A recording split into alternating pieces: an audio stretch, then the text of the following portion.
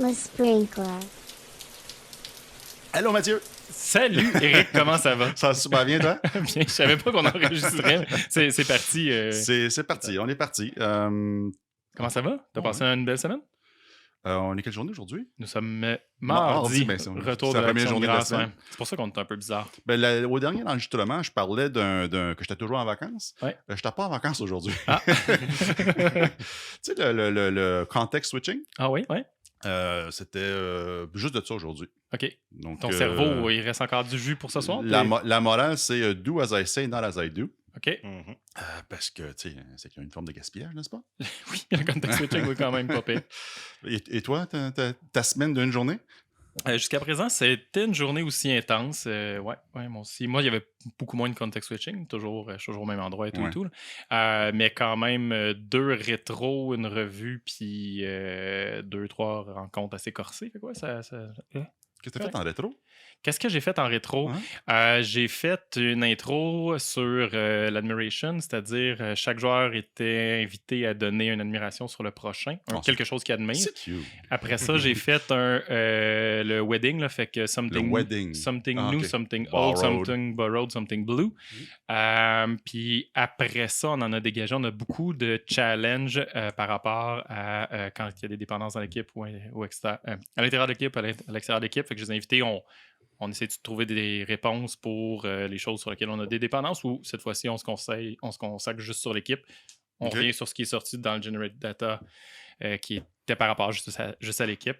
On a fait ça, petit dot voting, puis ça nous a donné 4 action items quand même pas cool. Fait que tu as suivi pas mal les 5 phases oui, aujourd'hui, aujourd'hui, c'était les 5 phases. Là, D'habitude, j'aurais eu plus de temps pour le préparer, mais ça s'est fait comme dans demi-heure qui venait, puis on intègre une nouvelle Scrum Master que je coachais en même temps pour l'inviter à suivre ces 5 phases-là. C'était un peu ça le but aujourd'hui. C'est excitant quand même.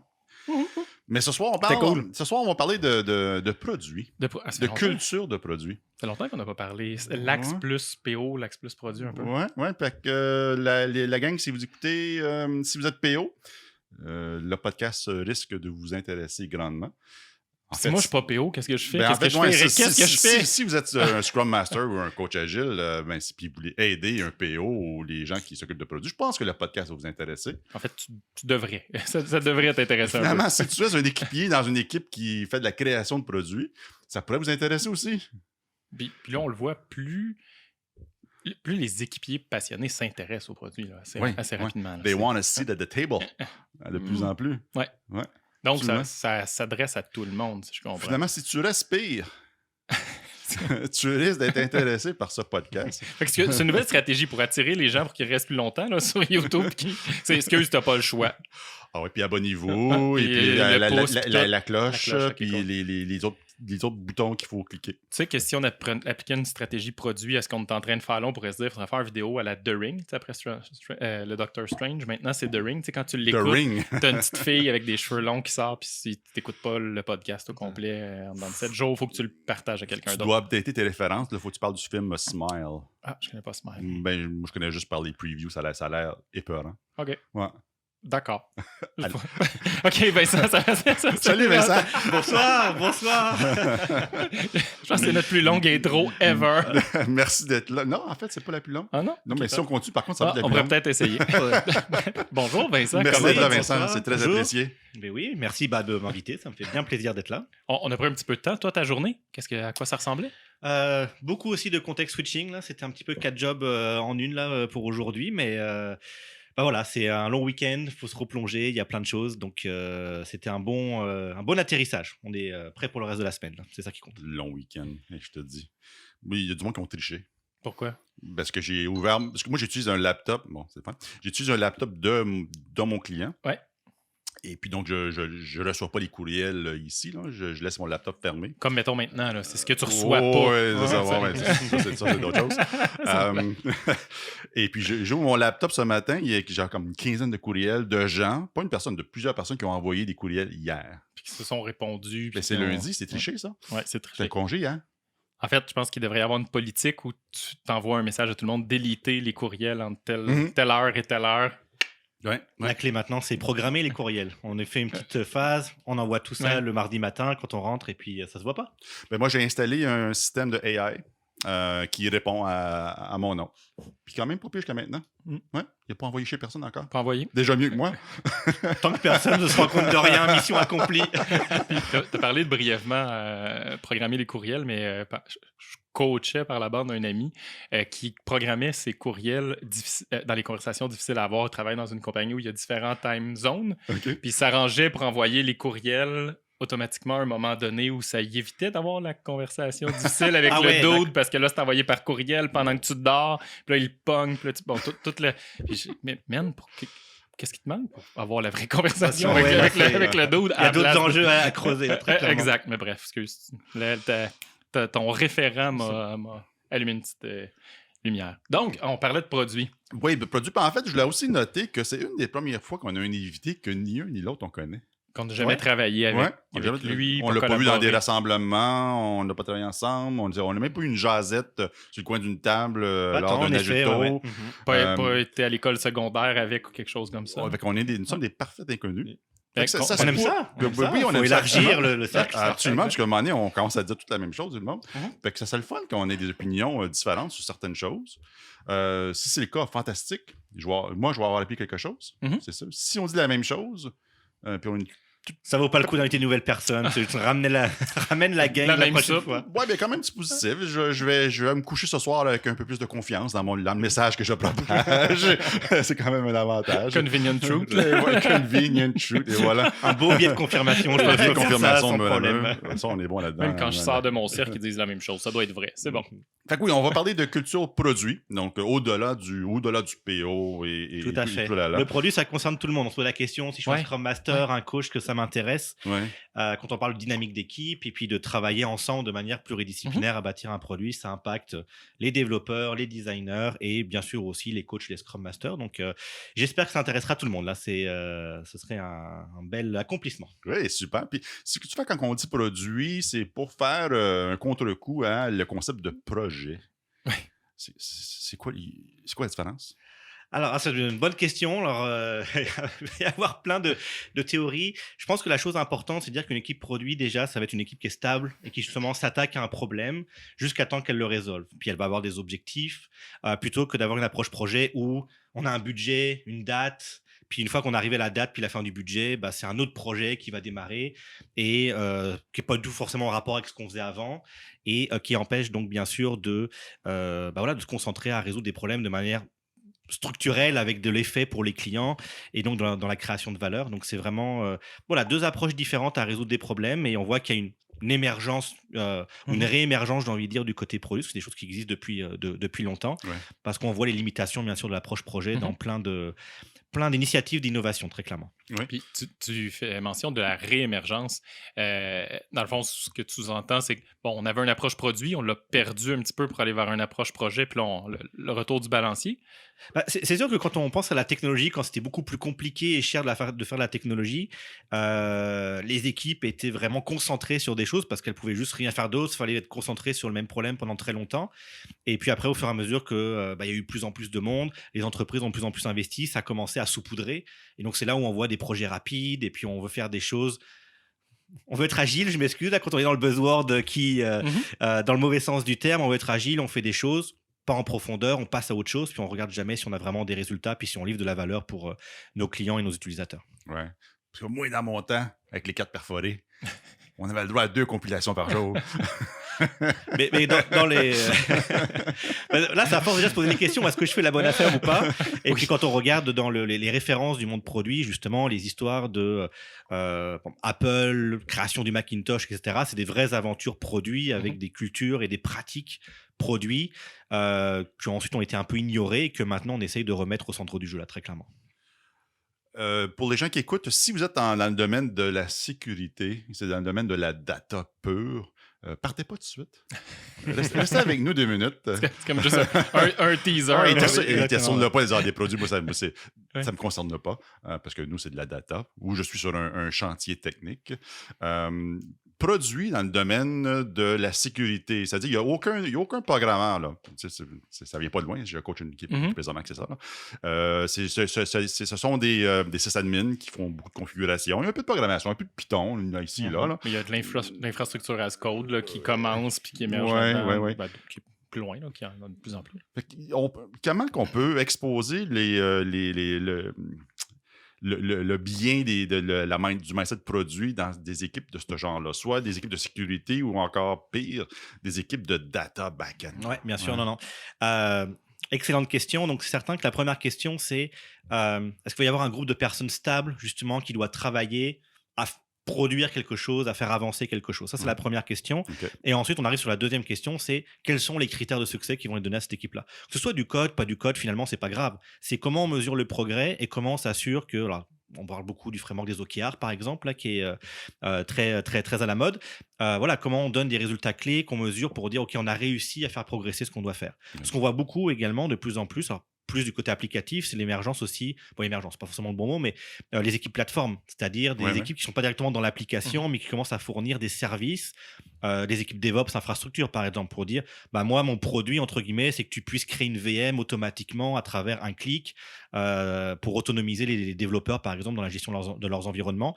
C'est du produit. À partir du moment où on pense à un problème à résoudre, puis à pour qui on le résout, et puis comment ensuite on va aider des personnes, on se retrouve plus ou moins à faire du produit. Le discours, ça s'applique aussi. Tout à fait, ouais. Ah, super, super. Quand, au fur et à mesure que tu décrivais tout ça, j'avais des mots qui me popaient en tête, puis corrige-moi si je fais fausse route ou si je suis correct, mais à partir du moment où tu es capable de vraiment bien décrire qui sera ton client, faire des personas, faire des scénarios d'utilisation, tout le discours alentour du design thinking, par exemple, etc., ce qui s'applique même, j'imagine, en sécurité, en infrastructure, etc. Ouais, pour moi, on est capable, tranquillement, pas vite, de faire émerger. Ah, il y a un produit dans cette bidule-là qui vit. On est capable de le décrire à travers les yeux de son utilisateur, du client. Ultimement, un produit, c'est une réponse à un problème. Donc, à partir du moment où on arrive correctement à cadrer, à définir un problème, puis ça doit changer, le monde produit, les techniques qui viennent avec, là, peuvent s'appliquer très souvent de manière assez directe. Ouais. Ou comment emmerder davantage les utilisateurs. En sécurité, souvent, c'est ça. Avoir le nouveau mot de passe à 12 caractères avec je sais pas quoi. Changer à tous les mois. Voilà, exactement. Je pense que le pire, honnêtement, c'est le changement trop fréquent. Ça, c'est insupportable, surtout quand il t'empêche de faire la série de chiffres. Mot de passe 1, mot de passe 2.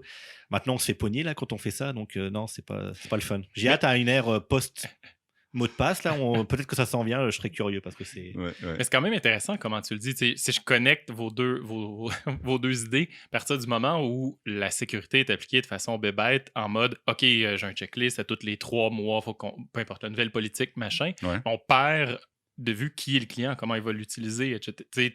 Donc, c'est pas de traiter comme un produit. À partir du moment où je me dis, non, la sécurité est un produit, je veux monter de la confiance dans le système, etc. Peut-être que l'utilisateur n'est pas le vrai client, le vrai consommateur aussi. Dans ce cas-là, l'intention, c'est de faire en sorte que la personne soit un peu embêtée pour rester vigilante, peut-être. Quelque chose comme ça, c'est correct. C'est comme donner une veste de Kevlar à un policier. C'est pas confortable, pas cool. mais faut le protéger. On n'a pas le choix. Puis un des grands défis, là, justement, s'il y a des gens en sécurité qui nous écoutent, c'est... on a envie de tout fermer, bien sûr, ça va être plus sécuritaire, mais après, quand les utilisateurs se retrouvent à vouloir contourner les règles parce que justement elles sont trop strictes, d'où l'importance de bien comprendre justement qui sont les personnes à qui on parle, parce que il n'y a rien de pire. Moi, j'ai toujours entendu plein d'histoires sur vraiment les gens avaient bloqué tel site internet et là les gens se mettent à coder leur propre proxy à l'interne des employés pour quand même accéder à tel site et ainsi de suite. Ça devient un jeu, c'est juste on pète en avant. Exact. Donc oui, c'est toujours une question de proportionnalité en sécurité, ça c'est certain. On a pris l'axe sécurité mais revenons à des produits plus cool. Oui. Dans ton quotidien, quand tu parles d'approche produit, etc., quel exemple tu utilises généralement? C'est quoi ton produit de base que tu utilises pour parler aux gens, les intégrer, etc. Alors, j'essaye toujours, bien sûr, de m'appuyer sur le produit de l'équipe avec qui je parle pour essayer justement de montrer que même si ils ont beaucoup été en mode projet ou qu'ils ne se rendent pas compte qu'ils travaillent sur un produit, bien sûr, de les faire réaliser. Non, regardez, vous avez des utilisateurs, un ensemble de problèmes à régler. Et donc, mine de rien, on va pouvoir travailler sur cette substance-là. Ensuite, moi, je m'appuie énormément sur notamment les compagnies, les big tech de la Silicon Valley, qui c'est un sujet vraiment qui m'intéresse beaucoup. Mais qu'est-ce qui a fait justement que des compagnies comme Google, Apple, Netflix, comment on peut expliquer leur dominance pendant plus de 2 décennies à être capable de continuer à innover, puis surtout continuer à innover à l'échelle que ces compagnies-là ont pris? Comment ça se fait quand on grandit, les compagnies deviennent de plus en plus lourdes, puis ça devient compliqué d'innover, alors qu'on a ces quelques compagnies, il n'y en a pas beaucoup, Mhm. qui, elles, ont réussi, au contraire, limite, à innover de plus en plus vite. Mhm. Et ça, d'ailleurs, justement, ça s'appuie sur une certaine culture, une approche qui, je pense, a besoin d'être mieux connue par le reste du monde, parce que c'est une question ensuite d'être capable de compétitionner et puis d'innover comme ces compagnies-là, très clairement. Comment on explique, pas Netflix, mais Facebook ces jours-ci? Ils ont de plus en plus de difficultés. les actions, on les a eu de 50 quelques milliards aujourd'hui ou hier. Ah Oui, oui, oui. C'est assez phénoménal. Puis là, il y a le Metaverse et tout. Ouais, alors, dans la liste que j'ai donnée, j'ai pas des listé conseils Facebook. à Zuckerberg. Là. Voilà, alors, justement, je n'ai pas listé Facebook. C'est une compagnie que, personnellement, moi, j'utilise peu. Puis on est plusieurs dans notre champ de compétences à pas le faire. Parce que, justement, Facebook, c'est un peu tendancieux parfois comme compagnie, justement, dans l'utilisation des techniques, notamment des techniques UX. Alors, je m'excuse pour l'anglicisme, là, mais tu sais, les dark patterns, le fait de les procédés addictifs là, pour capturer les gens, l'attention, c'est pas les choses qu'on recommande. Donc, je mets peu Facebook de l'avant et je ne le prends jamais pour exemple. Donc, Okay. je n'ai rien à redire sur Facebook et Meta. C'est clair. C'est clair. Les top 3. Attends, puis je t'arrête tout de suite. Oui. Donc, Facebook et Uber, j'aborde pas. Uber Voilà. aussi? Ah oui? Tout à fait. Ah oui, intéressant. OK. Petit sondage, pas sondage, un palmarès. C'est un Vox Pop. Un top 3 dysfonctions dans les organisations, équipes ou individus par rapport au développement de produits ou l'approche produit. Ouais, tout à fait. Alors, Numéro 3. on commence par le 3. Ok, parfait. Ouais, je l'étais. Parce que le numéro 1, on va faire un jingle pareil. Là, qui est pas... Numéro 3, ok, j'y vais avec la composition, la structure des équipes. C'est-à-dire que il y a des bonnes pratiques, il y a la recherche scientifique qui existe qui montre que une équipe de 15 personnes, bien sûr, ça va être moins efficace qu'une équipe de 8. Pourquoi? À cause de la difficulté justement à collaborer avec tout le monde, de développer des liens, de la communication et de se coordonner tout simplement. Donc il y a une sorte de lourdeur qui se met en place, qui est très bien documentée. Et pour autant, dans les grandes entreprises. Et de entreprises. se tenir mutuellement imputable du succès du produit. Voilà, exactement. Puis on se marche un peu sur les pieds, c'est dans les complémentaires. On veut faire des plus grosses features, fonctionnalités, et donc on se retrouve justement à faire des choses trop compliquées parce qu'on a la capacité, donc faisons-le. Puis on perd de vue justement le côté utile, qui a de la valeur pour les clients. Donc moi, je fais partie des gens qui souvent recommandent de retirer des gens des équipes, alors que tout le monde dit, mon Dieu, on n'a pas assez de monde, il faut recruter, on a besoin de plus de gens. C'est très commun que je dise, non, au contraire, on devrait plutôt découper et avoir moins de monde dans l'équipe. Puis on a oublié le facteur le plus important, c'est que ça prend plus que 2 pizzas, là, ce sont plus que 8 pour les nourrir, donc c'est vraiment compliqué. Je pensais à la section de niaiser, comme on a oublié de mettre un effet sonore pour conclure le 3 du top 3. Non, mais ça, c'est le top. C'est mon numéro 3, ça. C'est mon numéro 3. C'est pas nécessairement dans l'ordre. Ah si, moi je l'ai fait dans l'ordre, ça y est, je suis prêt, je peux les faire dans l'ordre. Il est fort, le gars. Number 2. L'absence de critères de succès, d'objectifs quand les équipes travaillent. Donc, quand j'arrive en tant que coach, j'adore, je vais m'asseoir à côté d'une des personnes de l'équipe, disons un développeur, puis je lui dis, OK, comment tu sais que ce que tu es en train de développer, ça va fonctionner pour ton client? Okay. Ah, bah là, il faut que je livre justement à telle date, et puis après, c'est le vendeur qui s'en occupe, etc. OK, comment tu vas savoir que ça marche pour ton utilisateur? Et malheureusement, trop souvent, on n'a pas de réponse. Ou parfois, quand il y en a, c'est des débuts de réponse qui sont encore loin d'être correctement documentés. Et l'énorme problème, c'est que ça empêche l'équipe d'être intelligente. Parce qu'une fois, les gens sont très intelligents par défaut, souvent. Donc, une fois qu'on leur dit bien, c'est ça qu'on essaye de changer pour nos utilisateurs, là, ils commencent à avoir des idées. Ouais. Ils commencent à pouvoir dire, là, ce qu'on fait, on est un petit peu à côté de la traque. Et c'est comme ça qu'on rend une équipe plus autonome. Ouais. Et ça, malheureusement, c'est manquant dans beaucoup trop de cas. J'entends mesure d'impact. Impact mapping, c'est quelque chose que vous faites? Ça peut être des exercices qu'on fait, mais l'idée vraiment, c'est d'avoir une approche quantitative, donc une métrique pour dire aujourd'hui on est à X, demain on va être à X plus 50%. Comment on s'assure que tout ce qu'on fait au quotidien permet exactement de monter à cette nouvelle valeur. Et le cycle de feedback que tu préconises, c'est quoi? La durée? C'est-à-dire, on produit quelque chose, du feedback à tous les mois, c'est suffisant, du feedback à tous les jours, à tous les heures, toutes les minutes. Toutes les semaines. Donc là, si on parle vraiment de feedback, moi, c'est mon point numéro 1. Là, on y va vers ça. Segway. C'est beau. Les boys. C'est parfait. Non. Je suis rendu bon du podcast. Non, c'est parfait. Je peux prévoir ce que l'invité va dire. Que tu connais pas. Que je connais pas en plus. Je m'appelle Vincent, je le connais. On est chum maintenant. Voilà, exactement. On est très bien connectés là. C'est parfait. Oui, si on échappe de l'eau, on va être connecté quelque chose de rare. voir. Mais number one. Feedback. Ouais, donc c'est ce que moi j'appelle la découverte produit, la product discovery, et notamment donc c'est la boucle d'apprentissage, c'est-à-dire comment on s'assure qu'en tout temps, en continu, on continue à apprendre des nouvelles choses pour mieux comprendre nos utilisateurs, mieux comprendre les problèmes qu'on a à résoudre, parce que justement, notamment quand on regarde les compagnies que je citais plus tôt, c'est pas qu'elles travaillent plus ou quoi que ce soit, c'est avant tout qu'elles sont capables d'apprendre et donc de comprendre beaucoup plus vite c'est quoi qui compte à la fin pour c'est quoi la bonne fonctionnalité à mettre entre les mains de l'utilisateur. Donc on parle bien sûr de faire des entrevues utilisateurs.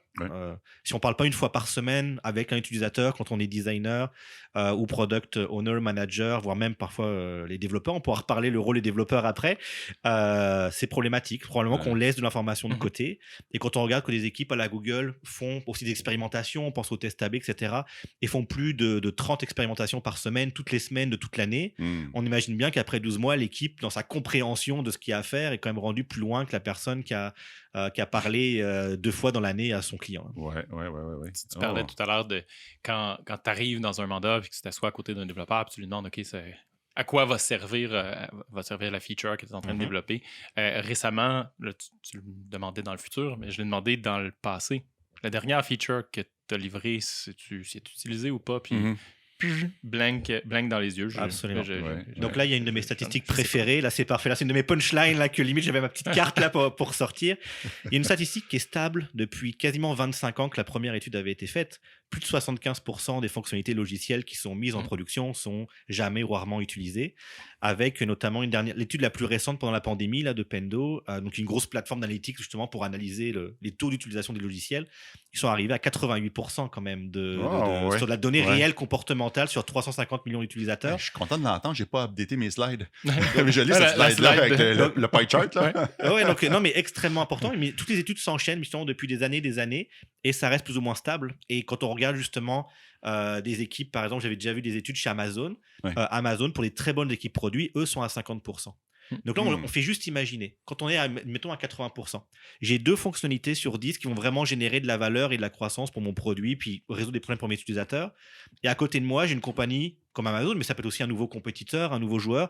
Et lui, c'est 5 sur 10 qui fonctionnent. Il avance 2 fois plus vite que moi. Donc au bout d'1 an, 2 ans, 3 ans, moi, j'en ai fait 2 fois 3, donc j'en ai fait 6. Puis l'autre en face, il en est rendu à 15. Donc forcément, c'est très difficile de garder le rythme sur le long terme, très clairement. Et c'est difficile de prendre une décision de ne pas faire quelque chose, surtout si c'est presque comme étant un genre de delighter, comme le modèle de Kano. Oui, tout à fait. J'amène souvent l'exemple que quand j'ai acheté ma Subaru en 2014, il y a un delighter à l'écran du central qui montre les 4 pneus puis la traction des 4 pneus.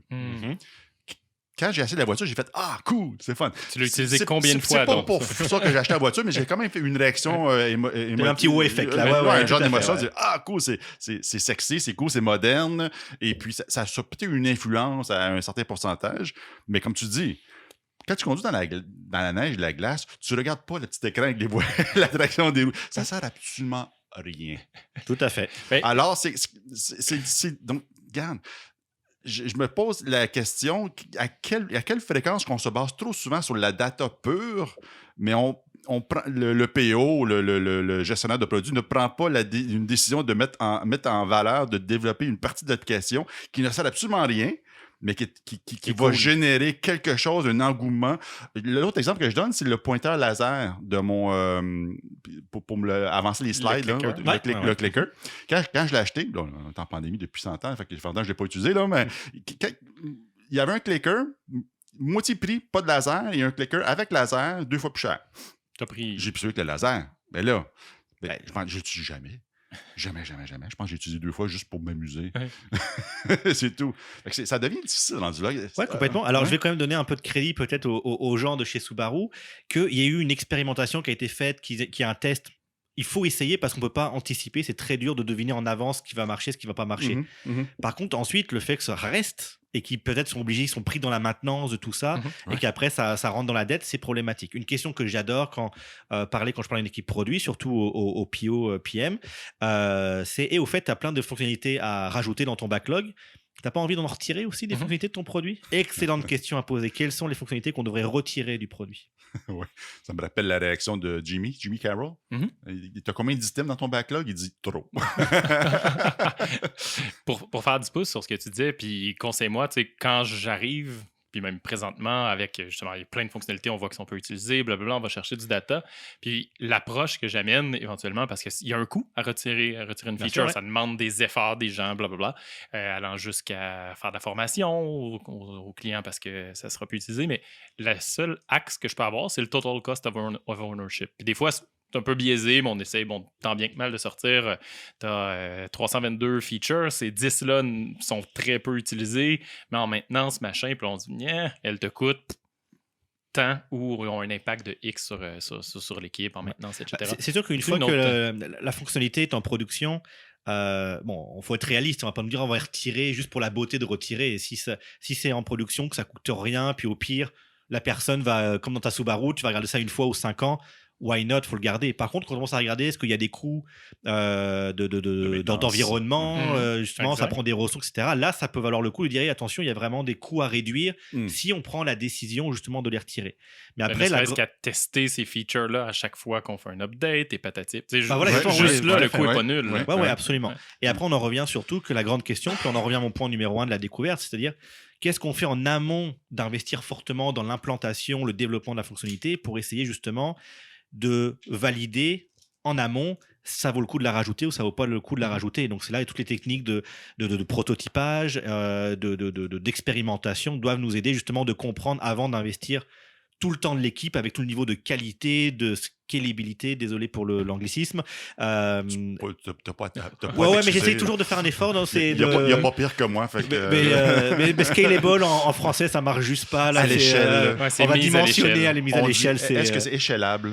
Voilà, exactement. Mise à l'échelle, je pense, le mieux. C'est bien échelable. Avant d'investir dans tout ce qui est sécurité, mise à l'échelle, etc., ça vaut le coup. Qu'est-ce qu'on peut faire? Quel est le maximum de choses qu'on peut faire en amont avec peu de code, voire même parfois sans code, quand on est dans plus d'une approche de design avec des maquettes, etc., pour avoir un très haut niveau de confiance que non, ça va pas être une fonctionnalité qui va être utilisée juste « Ah, je viens d'acheter mon auto, regarde, je te montre tous les menus, puis une fois que ça s'est fait, tu relances jamais ce tel écran. » là. Ouais, tu me rappelles une histoire partagée par Yorin Appalo quand il a passé au podcast, il y a un méchant bout maintenant. Il dit, tu peux demander au client ce qu'il veut, puis maintenant tu veux trouver un café. Tu dis au client, qu'est-ce que tu veux comme café? Le client va dire, mais je veux le meilleur café au monde. Avec du bon goût, puis riche, puis fantastique. Fait que tu ouvres ton café, puis tu as le meilleur café au monde. Là, tu vois ton client passer, il va au Starbucks. Pourquoi? Je suis prêt à faire des concessions de nouveaux cafés parce que j'ai un espace pour travailler, ils ont du Wi-Fi, c'est mon bureau outside of the office. Fait que on l'a dit tantôt. De faire du travail en amont, ça a une valeur, c'est certain. Une valeur quand même assez limitée. La vraie valeur, c'est de la mesure d'impact par la suite. N'est-ce pas? Et puis, des fois, on a des mauvaises surprises. C'est certain qu'on ne peut pas avoir tout bon. Ouais, c'est correct. Le but, c'est pas justement après d'être trop perfectionniste, de vouloir faire 18 mois de phase d'analyse parce que on veut absolument pas se tromper. Au contraire, il faut mieux se lancer, se tromper très vite. Au bout d'un mois ou deux, on voit que ça marche pas. Puis parfait, on passe à autre chose. Et puis, c'est c'est l'agilité, s'adapter au contexte qui change par rapport à appliquer un plan de manière aveugle. C'est faire du bon produit, là, très clairement. Je reviens, puis là, j'ai fait un grand détour. Tu sais, tout à l'heure, tu as mentionné c'est 75% ou 78% des fonctionnalités. 88%, ça jusqu'à 88% dans Pendo. Ça a bougé, puis là, Eric... plusieurs produits, c'est 100%.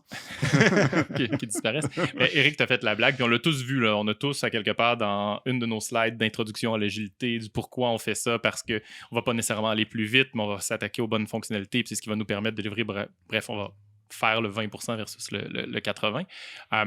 Mais pour vous, c'est pas un constat d'échec de l'agilité un peu? On parle partout que maintenant l'agilité est un peu est distribuée, tout le monde fait ça, entre guillemets. Mais si on est encore dans exactement les mêmes stats que pré-agilité, what the fuck? Qu'est-ce qui s'est passé, les gars? Je suis déprimé. on a failli à quelque part. On transfère. Merci, c'est la fin du podcast. Voilà, ça ne marche plus. On va parler de vrais sprinklers maintenant. Je dirais que ça va au-delà quand même de juste la question pure agilité. justement, comme je disais, ça prend un ensemble de techniques, de pratiques, d'activités qui doivent avoir lieu justement pour essayer de pas avoir 80% qui sont inutiles, mais plus par exemple à 50%. Mais il faut surtout pas viser d'aller à zéro parce qu'encore une fois, on est dans le développement en innovation, développement applicatif, il y a beaucoup d'incertitudes, c'est complexe, c'est normal. L'idée justement, c'est de pouvoir apprendre, d'où l'importance d'avoir des boucles de feedback les plus courtes possibles pour se dire, OK, on l'a fait, mais on voit très vite que ça marche pas, aucun problème. On apprend, on s'obstine pas, puis on passe vraiment à autre chose. Et le but du jeu étant vraiment d'être agile, d'être capable de prendre des décisions rapides et bien informées. J'aime bien dire que agile has no brain, use your own. L'agilité puis des cadres de travail comme Scrum vont exposer des choses, exposer des opportunités. Je te dis que ça, c'est super, super chaud, faut pas y toucher. Mais ta décision, c'est de toucher pareil, mais... voilà. Fait que, on dit souvent, it's always a people problem. Absolument. On revient toujours à ça. Donc, d'où l'important, on revient au point numéro 3, là, les gens dans les équipes, s'assurer, par exemple, quand je parlais de la composition d'équipe, que toutes les compétences ou expertises nécessaires soient présentes dans l'équipe pour être autonome et s'assurer justement que l'expert qui sait que ta bouteille est brûlante soit là pour dire non, attention, ça brûle, là, ça sert à rien de le faire, là, tu vas juste te brûler. Malheureusement, parfois, on est aveugle sur certaines facettes applicatives et puis voilà, c'est comme ça qu'on commence à gaspiller une petite feature, puis une autre. D'où l'importance, voilà, encore une fois, d'avoir une équipe avec les bonnes compétences, autonome, qui va être capable d'avancer de la manière la plus intelligente possible. Ouais. Question qui tue? Peut-être, peut-être pas. Je sais pas. À toi de me le dire. La différence entre MVP, Minimal Viable Product, et Minimal Marketable Feature Set. Oh là là. Je pose la question surtout pour faire un mini, pour que ça soit clair pour tout le monde. Ouais. Une fois de tout. À moins qu'il donne la mauvaise réponse. Non, mais j'ai envie de dire, tu sais, il y a des compagnies dont je parle pas. J'ai envie de dire, il y a des mots après que j'utilise plus non plus là. MVP.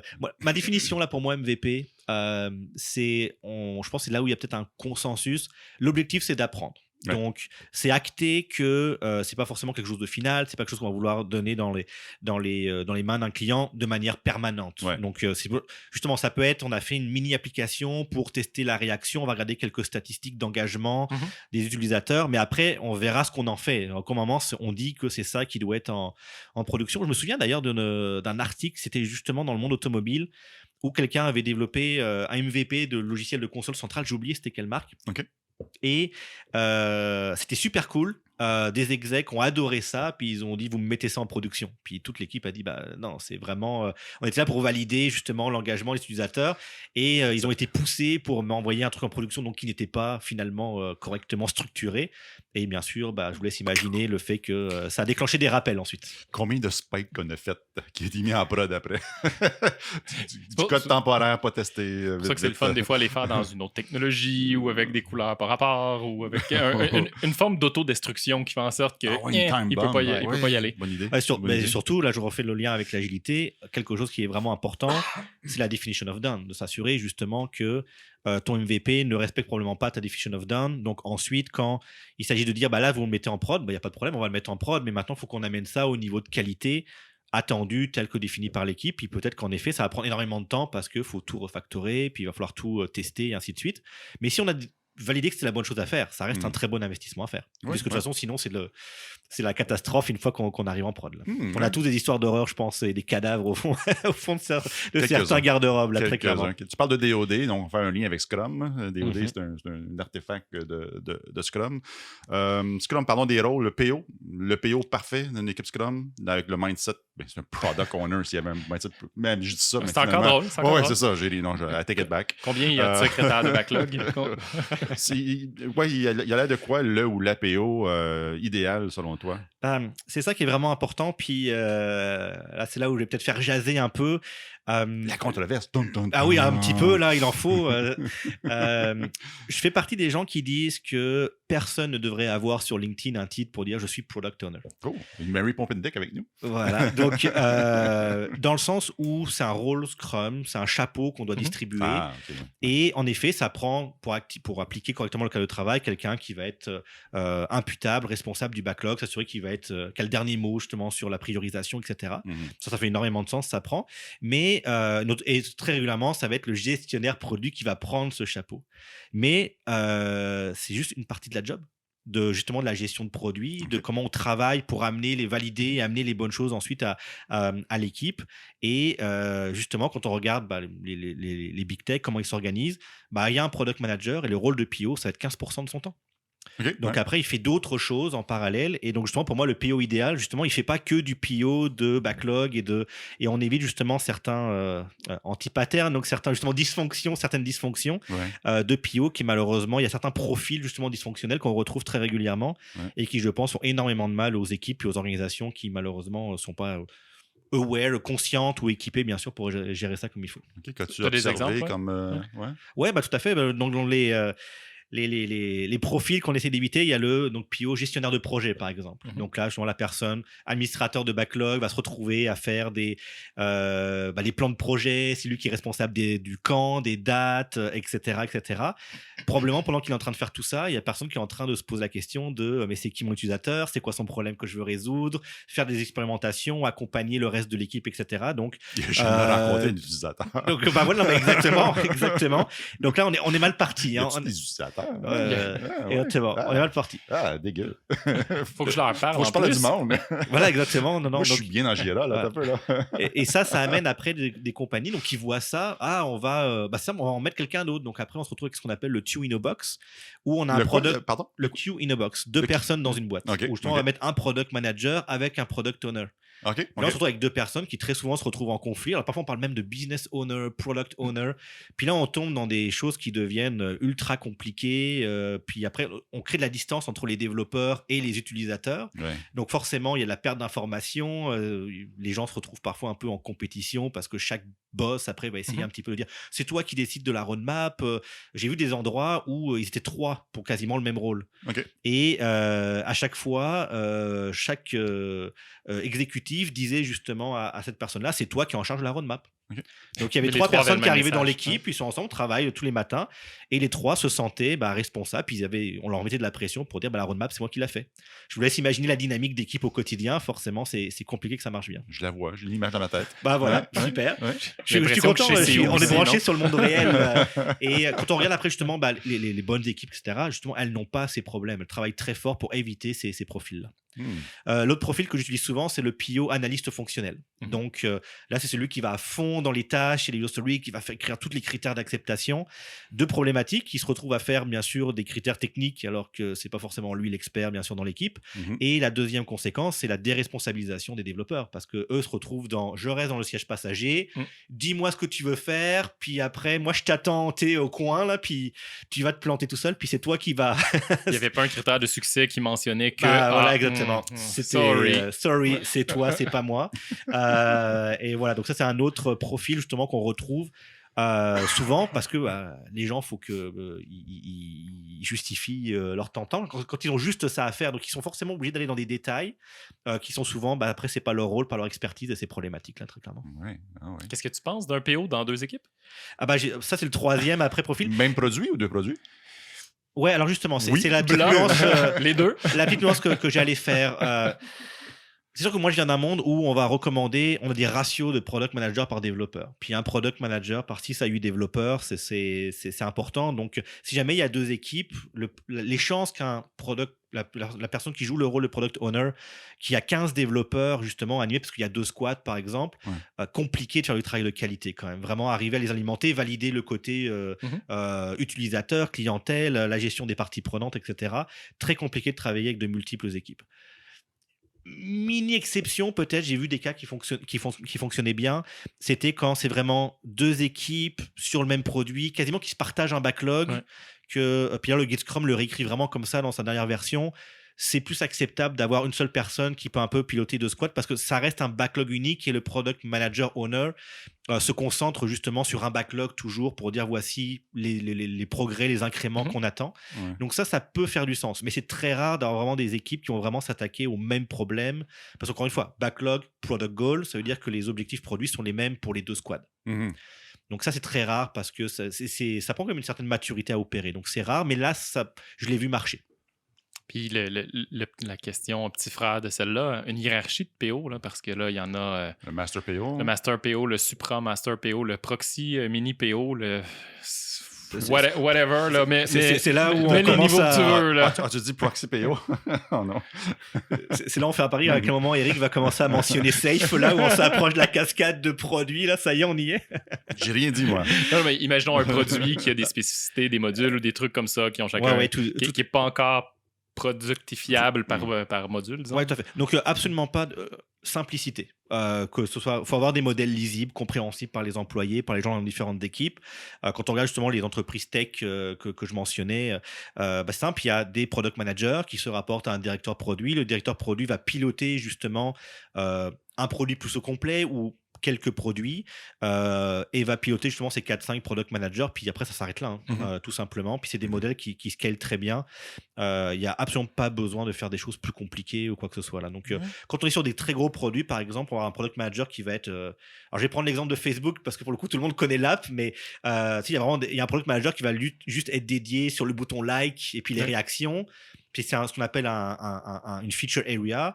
Et puis ensuite, il y a le product manager qui est responsable du post parce que c'est une autre fonctionnalité pour eux. Puis après, il y a le directeur produit qui est responsable du newsfeed, par exemple. Puis ils ont tout découpé leurs produits comme ça. Et au moins, c'est clair. Puis il n'y a pas justement de cascade ou quoi que ce soit. Chacun a le total ownership sur son carré de sable. Et après, voilà, il y a des rapports qui existent, mais ça va. C'est pas plus compliqué que ça. Amazon est très fort pour ça aussi, le domain driven design, où on donne vraiment, surtout du côté AWS, chaque équipe est responsable souvent d'une database, d'une interface, puis après ils mettent ça à disposition de tout l'écosystème. Voilà, c'est quelques développeurs, un product manager, et puis le product manager a toute autonomie pour justement décider de là où il emmène son équipe pour atteindre ses key results, ses métriques qu'on lui a affectées. Puis, c'est même pas une question, là, je veux juste savoir, tout à l'heure, tu parlais d'Apple qui est quand même relativement organisé de cette façon-là. On a pu observer, je pense que c'est réglé depuis récemment, mais certaines limitations de ce modèle-là. Par exemple, quand ils ont commencé à sortir Apple Music, dans lequel tu pouvais... c'est extrêmement difficile pour eux d'implémenter des features qui étaient tout bêtes chez Spotify. Genre, j'écoute de la musique sur mon téléphone, puis je passe sur l'ordinateur, je veux continuer au même endroit. Pour Spotify, c'était un produit. Un resume? C'est même pas resume, je veux juste comme faire continuer. Je passe de un, puis je continue ça sur l'autre. Puis Spotify le demandait. Pour Apple, c'était de l'impensable parce que dans la hiérarchie, ça relevait de 2 produits complètement. Puis, essayer d'aligner ça, faire en sorte que ça se passe au même moment, etc. Et puis, le contre-exemple de ça, je sais pas si tu as vu qu'il a fait école Tesla, la pompe à chaleur, qui a demandé faire une pompe pour recharger la pile, mais ça demandait que les ingénieurs qui s'occupent du produit qui est la pile versus de l'alimentation, versus de ci, de ça. Bref, ça demandait comme 12 départements qui ont chacun leur produit qui travaillent ensemble puis qui s'alignent là-dessus. Fait que tu veux genre des silos, genre? Genre des silos. OK. Non, mais en fait... c'est sûr que la difficulté, quand on a des équipes très autonomes, quand en tout d'un coup, on commence à se marcher sur les pieds avec les équipes d'à côté, ça prend des besoins d'alignement puis de coordination. C'est là où les dépendances commencent parfois à exploser. Mais dans tous les exemples que tu cites, c'est des problèmes qui ont été réglés. Donc, c'est quand même, mine de rien, ça prend du temps. À travers beaucoup de temps. Exactement. Mais je sais pas que c'est simple, mais justement, quand, encore une fois, bonne dynamique, les bonnes personnes, on a des objectifs à partager. Maintenant, qu'est-ce qu'on fait? Parfois, il faut tout repartir d'une feuille blanche. Mais justement, ça reste une approche qui permet de quand même passer l'obstacle là où tout le monde a des exemples de produits ou sur lesquels il y a finalement des choses, on a l'impression qu'ils n'ont jamais compris puis qu'ils n'ont jamais pu résoudre le problème. Mais mon intention là-dedans, c'était au-delà de l'aspect organisationnel, etc. Je veux dire, l'organisation produit, même les découvertes que les gens font, ça induit des silos aussi. Celui qui est en train de découvrir, faire des essais sur l'application musique qui roule sur un téléphone, c'est pas le même qu'il fait sur un desktop. Du coup, il découvre pas les mêmes choses pour le même moment, etc. Au-delà de la communication, on découvre pas les mêmes choses au même moment. C'est sûr que ça prend après des pratiques ou des activités pour le partage d'informations, etc. Je dis pas que c'est simple, c'est simple sur le papier, mais bien sûr à opérer, ça prend des efforts et c'est certain que partager des informations, c'est comme ça que sont nés les comités de pratique. Quand on pense au modèle Spotify avec les squads et puis les tribus, puis justement avoir les comités de pratique, ça vient de là aussi, justement pour s'assurer que à travers de multiples équipes, les expertises, par exemple moi je suis l'expert de tests, j'ai commencé à automatiser des tests dans mon équipe, c'est super cool, on veut le polliniser ailleurs. Puis, alors c'était très organique chez Spotify, mais voilà, c'est comment on le partage pour que ça puisse aller les pratiques dans d'autres équipes. Là, c'est lent, c'est simple, mais ça se fait. Au moins, ça se fait. Donc, c'est pour ça que ça reste le modèle qu'on recommande aujourd'hui. Là. On a parlé un peu du rôle des développeurs au sens large, là, les gens qui contribuent à développer une solution, que ce soit un programmeur ou autre rôle. Dans le mindset de développement produit, avec un PO merveilleux, qui est juste un rôle et non pas un poste, les responsabilités d'une équipe ou les qualités d'une équipe produit nouveau développeur, ça ressemble à quoi? Alors là, c'est mon cri du cœur de la soirée. J'aimerais inviter justement tous les développeurs, que vous soyez testeurs, programmeurs, tech lead, architectes, etc. C'est bien sûr de step up pour vous intéresser le plus possible au problème d'affaires. Aujourd'hui, beaucoup d'organisations justement n'arrivent pas, je pense, à performer comme il faudrait, et puis les produits à être suffisamment de qualité parce que justement les développeurs restent trop en bas de la chaîne. Oui. Il faut vraiment arriver à remonter pour s'intéresser aux problèmes. Et dans les choses très concrètes, j'adore quand il y a des développeurs, je parle au sens large bien sûr, qui participent aux entrevues utilisateurs. Il n'y a rien de pire pour un programmeur de voir un utilisateur pas capable de remplir un formulaire pour qu'il dise hey, je vais te régler ça là en 30 secondes là, parce que c'est insupportable pour moi. Et c'est là où après, il ne faut pas oublier qu'aussi les développeurs, parce qu'ils ont l'expertise de la technologie, sont ultimement les meilleures sources d'idées pour les évolutions du produit. Il n'y a rien de pire que de faire ce qu'un client demande, parce que le client ne lui connaît pas c'est quoi l'état du possible, et ainsi de suite. C'est un cas particulier, on fait un truc, ça ne marche pas pour les autres clients. Par contre, justement, des développeurs qui peuvent dire hey, il y a une nouvelle plateforme, il y a une nouvelle API, on peut faire des choses qu'on ne pouvait pas faire il y a juste 2 ans, doivent beaucoup plus influencer les roadmaps et l'évolution des produits technologiques. Et ça, c'est vraiment la différence encore entre des compagnies à la Google, Amazon versus la plupart des autres entreprises. Il y a une expression que j'aime beaucoup en anglais où ils disent que dans les compagnies plus traditionnelles, la technologie est au service de la business. Et quand on est chez Google, la technologie, c'est la business. Et c'est vraiment les développeurs, les ingénieurs, vraiment les rôles techniques qui doivent jouer un rôle beaucoup plus central dans ce qu'on fait. Ça, c'est vraiment une évolution. Si on veut être innovant, on ne peut pas juste être avec ce qu'on appelle la business très souvent, qui envoie des commandes à l'IT. Vous ne serez jamais innovant comme ça et il n'y aura jamais de bonne dynamique. Puis les gens, souvent, n'ont pas envie de travailler dans des environnements comme ça. Le pushback que je peux avoir régulièrement, puis c'est un pushback qui est tout à fait valide. Parce que si on demande aux développeurs de participer en amont à toutes sortes d'activités et en aval, ils n'ont plus le temps de coder. Ils n'ont plus le temps de développer la solution en tant que telle. Comment on gère un équilibre? Mais il s'agit de dire que déjà, s'ils codent des choses qui ne servent à rien, on n'est pas en train de perdre du temps. Et souvent, en fait, ça aide à préparer. Pour être beaucoup plus concret, ça aide à préparer pour justement comprendre beaucoup mieux. C'est comme ça qu'on va le faire. Puis on est en train d'enlever justement toutes les choses dont on peut se passer. Parce que quand justement les développeurs comprennent beaucoup mieux, voici par exemple, j'en sais rien, j'ai vu par exemple que je sais pas, même le temps de chargement de mon application là, était vraiment trop lent, il y a du drop, les gens attendent pas que la page se load, etc.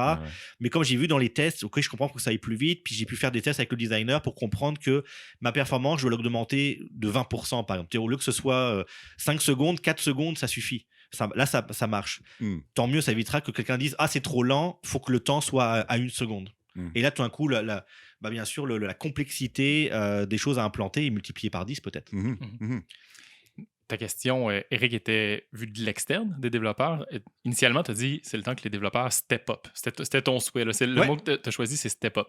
Il y a de l'extérieur, ils n'ont plus le temps de coder, etc. Qu'est-ce qui empêche aujourd'hui un développeur de stepper up au-delà de l'externe? Je pense que justement, c'est juste déjà que les discussions existent à l'intérieur des équipes.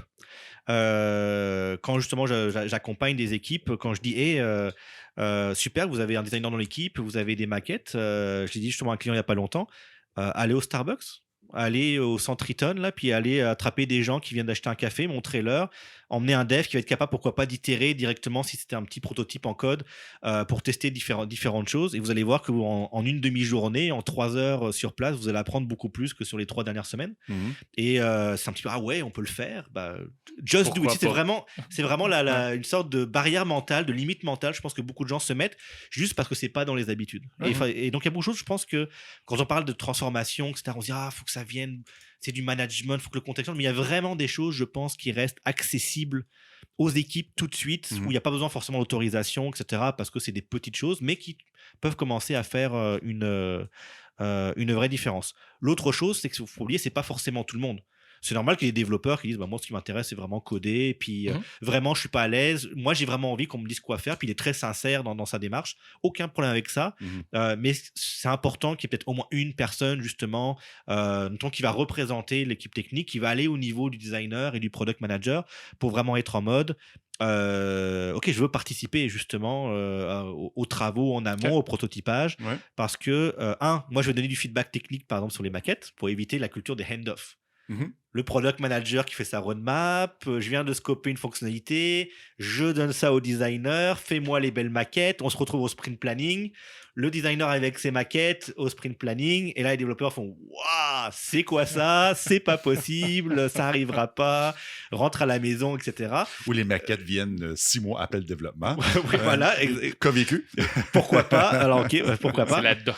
Voilà. Tandis que là, quand il n'y a rien de mieux, et justement là, il y a une équipe que je vois très régulièrement en ce moment, excellente équipe, et en fait, le designer et un développeur front-end s'assoient ensemble et ils font du jam. Et en fait, maintenant qu'ils ont un design système en place, le designer fait juste faire un schéma iBlock et en live, le développeur est en train de faire un proto en code.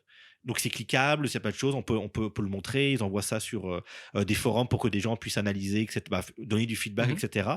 Et en 3 heures, en une demi-journée, ils sont passés à travers 15 itérations, parce que quand le designer a dit fais ça comme ça, etc., qu'on le voit en code, c'est évident que ça ne marchera pas. Donc ok, tout de suite on itère, ou le développeur va dire ah non mais là regarde, si tu fais ça, moi je peux pas tester comme il faut, ou j'ai pas accès à l'information que tu me demandes d'afficher, l'API est pas faite pour ça, etc. Et voilà, la maquette s'auto-influence pour être alignée avec les réalités du développement. Tandis que derrière la culture d'une DOF, où on donne des maquettes, puis le feedback finalement n'a jamais été donné en amont, puis là c'est ça va être long et difficile justement de défaire puis refaire, puis surtout ce qui se passe c'est que là tout d'un coup le reste du monde autour de l'équipe a l'impression que l'équipe avance pas. Tandis que si on arrive à les impliquer un petit peu en amont, tout ça c'est entre guillemets la validation est built-in justement dans le processus, et ça change vraiment les dynamiques. Puis c'est comme ça qu'au lieu d'être parce qu'à la fin, quand les équipes sont tout le temps en retard ou donnent l'impression justement de pas faire et de défaire, ou il y a des choses qui étaient prévues puis finalement ça se fait pas, malheureusement ça envoie des signaux négatifs autour qui cassent la confiance. Ça c'est un élément ultra important.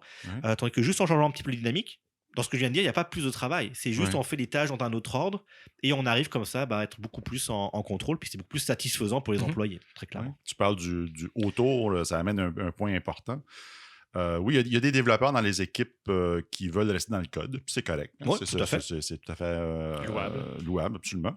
Il y a d'autres développeurs qui veulent être impliqués à d'autres niveaux, mais souvent, c'est le système qui empêche ce genre d'épanouissement au-delà de la ligne de code.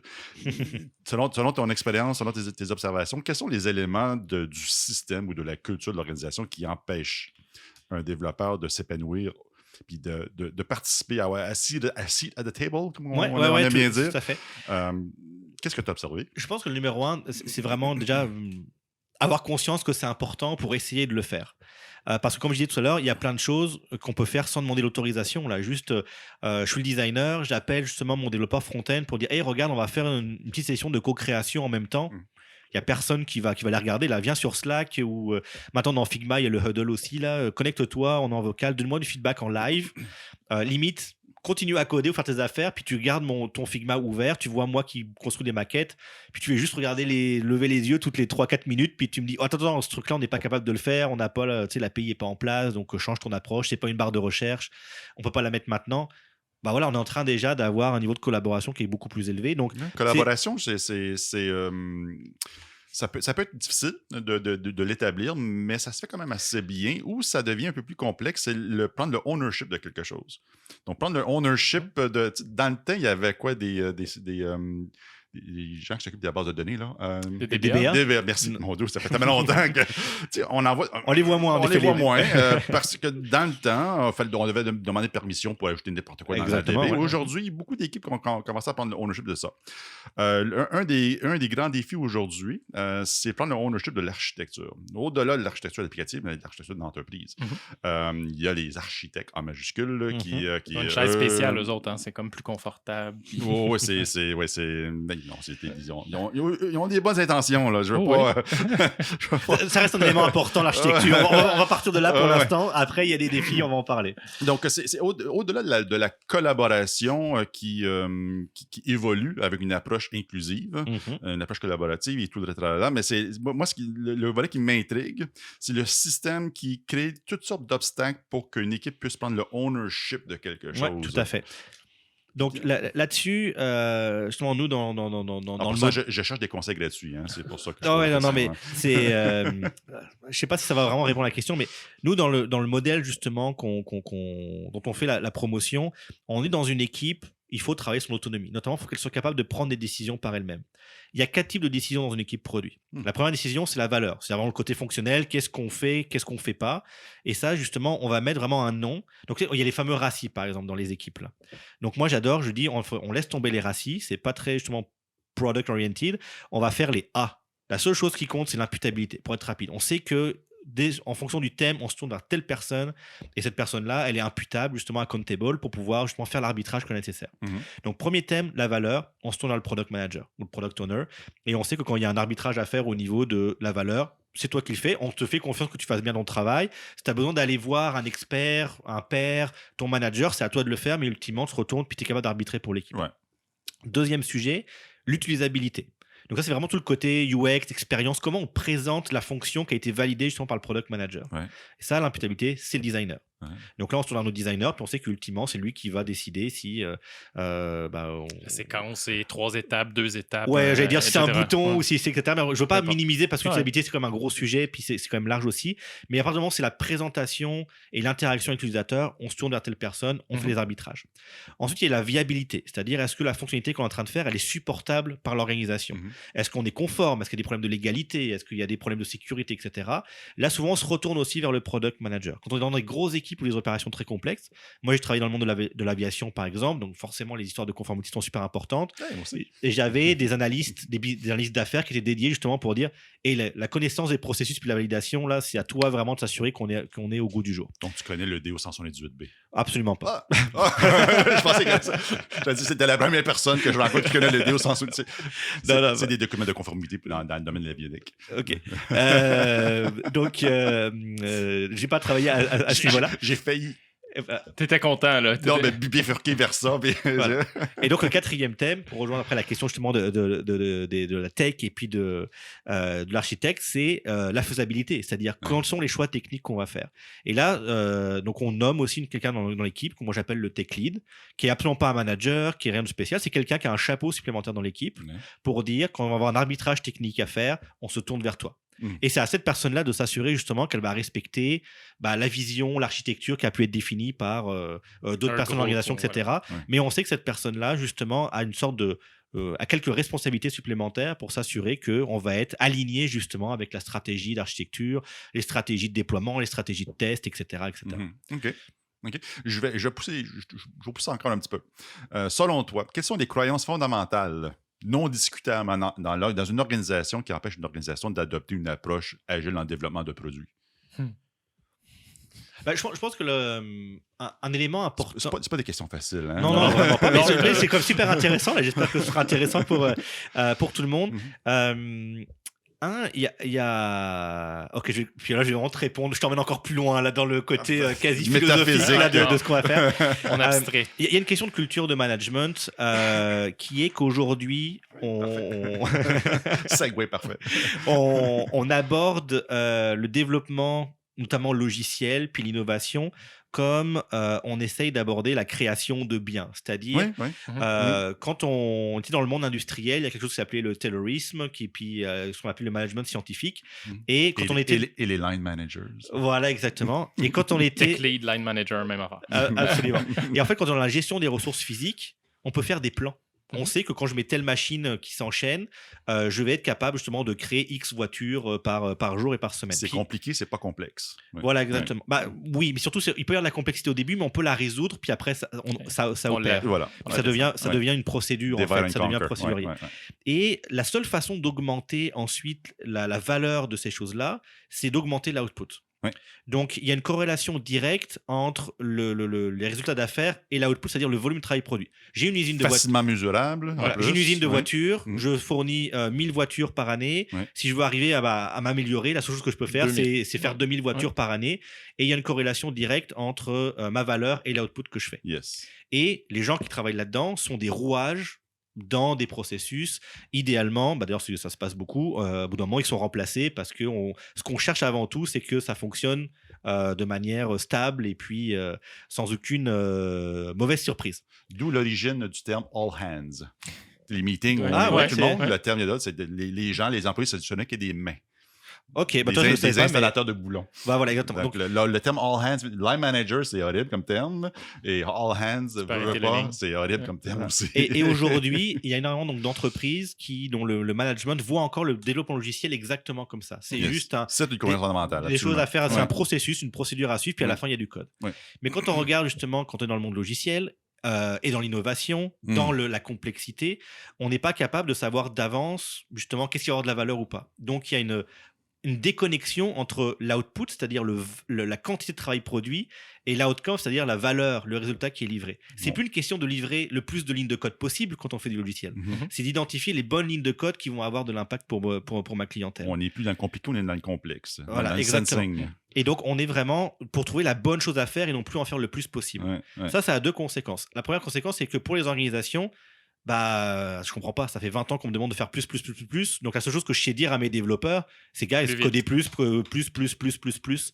Mais justement, c'est pas ça, justement, être capable d'innover. Hmm. La deuxième chose, et là, je trouve que c'est très positif pour l'avenir du travail de manière générale, c'était que, comme dans le monde d'avant, ère industrielle, on pouvait juste demander aux gens de faire plus, il y avait forcément un conflit par nature entre le management et les employés, parce que la seule chose que je pouvais faire, c'était de presser comme un citron. La seule Ouais, chose que je pouvais ouais. faire, c'est t'en demander plus. Mm. Faut que tu travailles plus vite, faut que tu fasses la même job, mais en moins de temps. Au contraire, Plus de points. Je peux pas exactement. savoir comment ça tape dans mes conversations de ce temps-ci, mais bon. Et plus de points. OK, c'est pas 5 points, c'est 8. C'est pas 8 points, c'est 13. Non, ça va prendre quelqu'un qui standardise les points. Ah non. Cool. On en parle. Voilà. Tandis que maintenant, dans l'ère plus de l'innovation ou de l'information, là, après, je serai les experts, donner les noms précis, mais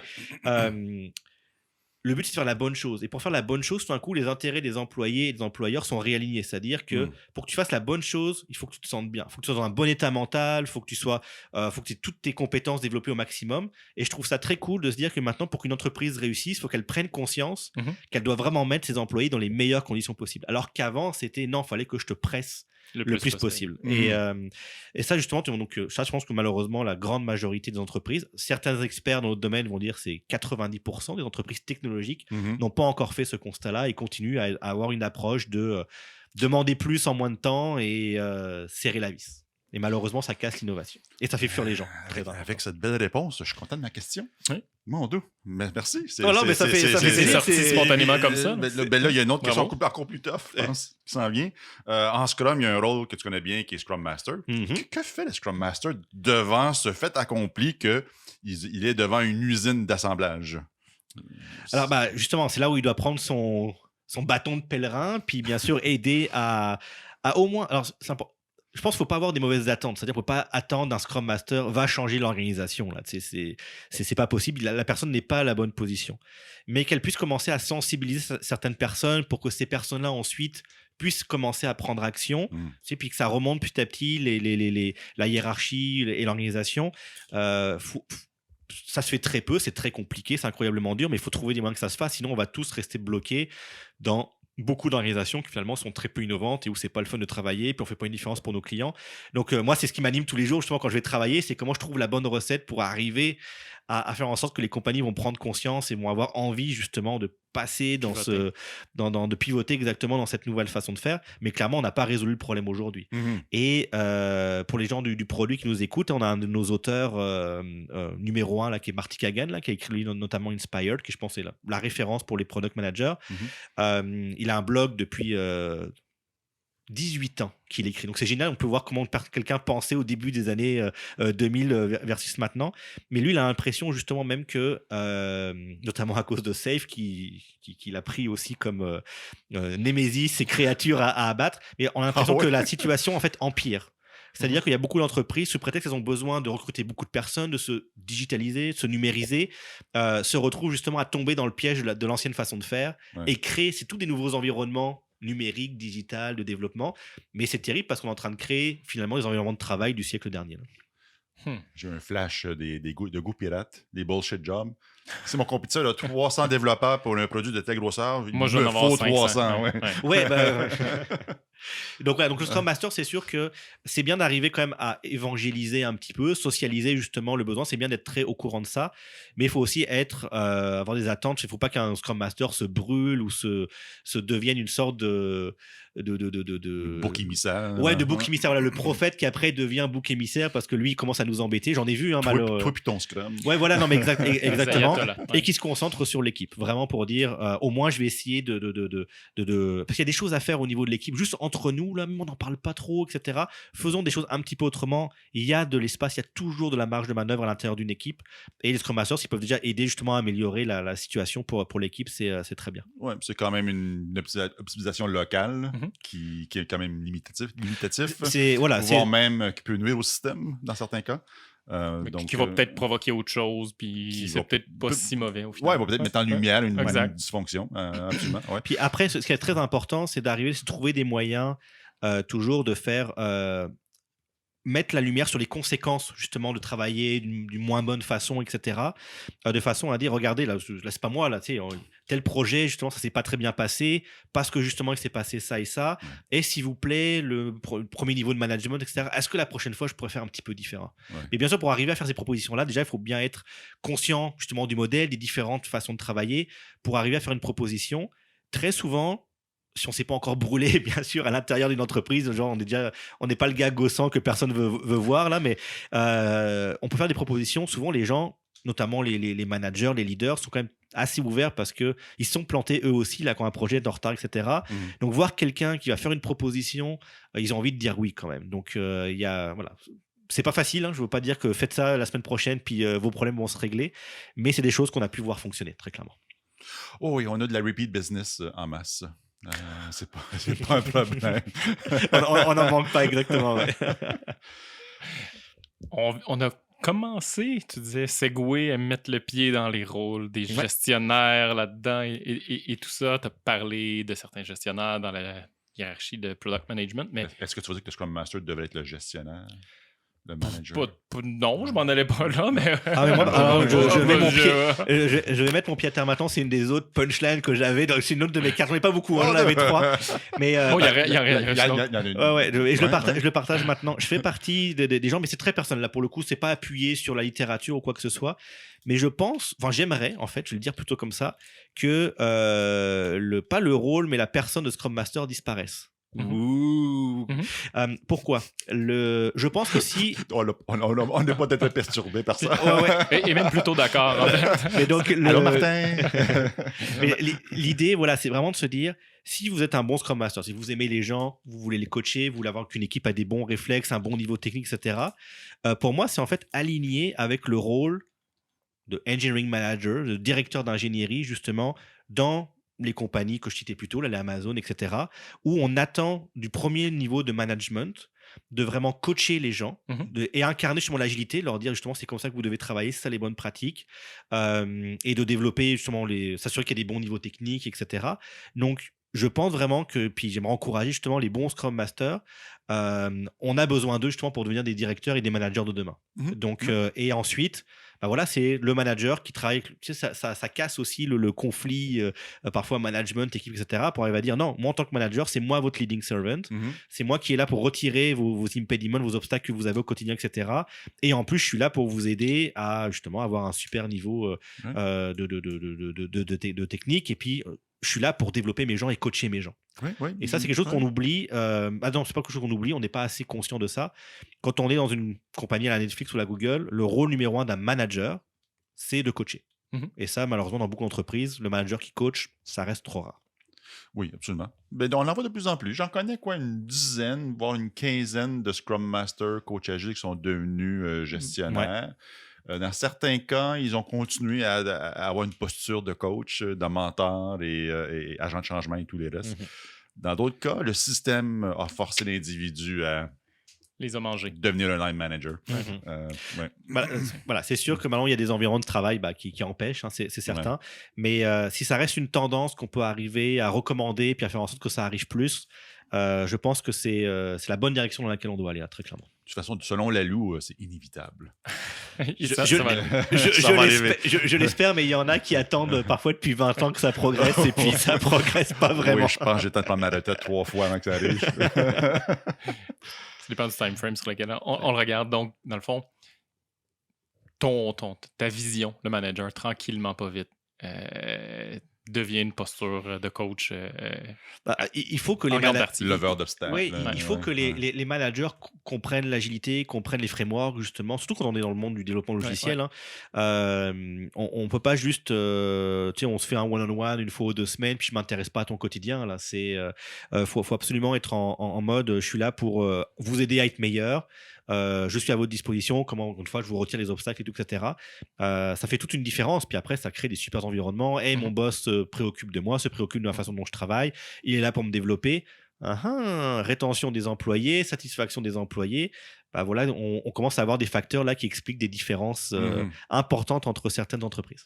Un obstacle important à ça, par contre, j'adhère à ta vision de que le Scrum Master est mort et que Vive le Scrum Master. Vive le Scrum Master. Toutefois, avoir une posture de coach et avoir une posture de coacher avec un manager qui est coach, avec un manager qui peut me congédier, qui a un pouvoir sur moi, c'est difficile d'établir ce genre de relation. Alors après, c'est certain que, encore une fois que tu es manager, ça prend des compétences de management, etc. Établir un lien de confiance pour dire, on va avoir des vraies discussions pas faciles, là, et être capable justement de dire, je suis pas en train de te congédier là aujourd'hui. Je suis là peut-être aujourd'hui. Non, mais pour le coup, je suis là peut-être pour te dire, en effet, il faut que tu arrives à tel point pour que tu puisses faire partie des équipes. Les attentes sont claires. Mais maintenant, je suis là pour t'aider pour y arriver. Je veux y arriver avec toi parce que ça va me prendre du temps de recruter quelqu'un d'autre, etc. Puis ça se passe bien pour le reste, on t'apprécie, et ainsi de suite.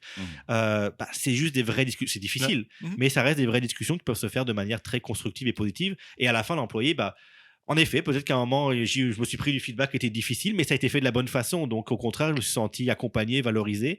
Et ça développe encore plus la loyauté, là, très clairement. Parce qu'on est content de travailler avec des personnes qui vont être capables de nous emmener à l'échelon suivant dans notre développement. Voilà. Mais il faut que ce soit fait, bien sûr, de la bonne façon. Cadre de confiance, respect, etc. Mais encore une fois, par exemple, je prends le cas de Netflix là, parce que c'est connu, ils ont le fameux Keep a Test. Donc la façon dont ils opèrent, c'est vraiment de dire le manager, puis ils invitent les employés à aller demander à leur manager. La façon dont ils ont, est-ce qu'on garde la personne ou pas, c'est le manager qui dit, si tu devais justement te passer de quelqu'un, il part, est-ce que tu mettrais tout sur la table pour le garder, augmenter son salaire et tout, etc. Si la réponse est oui, tu le gardes. Si ta réponse n'est pas oui immédiatement, on sait que c'est pas une personne avec qui on va vouloir garder. Donc soit tu lui dis qu'est-ce qui manque pour le faire, soit sinon, en effet, ça va être ciao. Mais les gens apprécient. Les employés ont beaucoup apprécié cette culture-là. Netflix a des taux de rétention et de satisfaction des employés qui sont dignes d'une république bananière. Là. Ils sont parfois à 90% de satisfaction, de soutien justement envers leur leadership. Parce qu'ils ont quand même dit, c'est clair, on sait sur quel pied danser. Et c'est pas méchant, c'est pas t'es pas bon, je te réduis, quoi que ce soit. C'est juste, on se met d'accord sur c'est quoi le critère justement de succès. Je suis là pour t'aider à l'atteindre. Et maintenant, voilà, comment on travaille ensemble au quotidien. Puis ça peut être très stimulant puis intéressant pour les gens. Puis tu conserves une certaine élite. Là. Je veux dire, tous tes collègues ont un niveau similaire, etc. etc. Là. Je veux dire, la dynamique au complet de l'équipe se forme alentour de ça. Donc. Et ta position par rapport à l'autogestion, au-delà de l'auto-organisation, l'autogestion, c'est-à-dire les équipes, c'est eux qui passent les gens en entrevue, ils peuvent embaucher, ils peuvent congédier, des gens en pied, ils gèrent leur propre salaire, les bonus, les vacances. J'ai eu ça me fait penser vacances, ça se fait bien par contre, honnêtement. C'est quand l'argent commence à faire surface. Vacances, quand on commence à comptabiliser combien de semaines, qui, quand, quoi, puis là que c'est pas égal parce que... Surtout, c'est comme GSA, avec des vacances illimitées. Ça se fait bien, c'est plus facile que le salaire, mais ça génère déjà des conversations intéressantes. C'est certain. On retombe dans à quel va être justement le fonctionnement par défaut de l'équipe. Est-ce qu'ils arrivent à avoir ces discussions-là? Si ça tombe dans la sphère de responsabilité de l'équipe de discuter salaire, etc., est-ce qu'ils sont capables d'avoir ces discussions-là? Est-ce qu'ils sont capables de les amener d'une manière constructive? Et puis surtout, là où je trouve ça très risqué, c'est que c'est des sujets plus sensibles, bien sûr. Donc dès qu'il y a un petit bobo, ça peut s'envenimer. Puis je l'ai jamais vu marcher, hein, pour être tout à fait honnête. J'ai eu déjà des petites passes d'armes dans des commentaires sur les réseaux sociaux avec certaines chaînes d'agilité francophones. Tu parles de qui, là? Je n'irai pas plus loin. Mais justement, il y avait vraiment quelqu'un qui recommandait non, justement, l'autogestion, ça doit être au total, les bonus. Puis moi, j'ai dit, mais au bout d'un moment, il y a des décisions difficiles à prendre. Pour moi, je pense que c'est important qu'on se tourne vers le manager pour avoir un arbitrage, puis on lui fait confiance d'être le plus fair possible, notamment les congédiements. Comment, des fois, on n'a juste pas le choix. Il n'y a plus l'argent pour payer les gens. Il faut réduire un peu la voilure.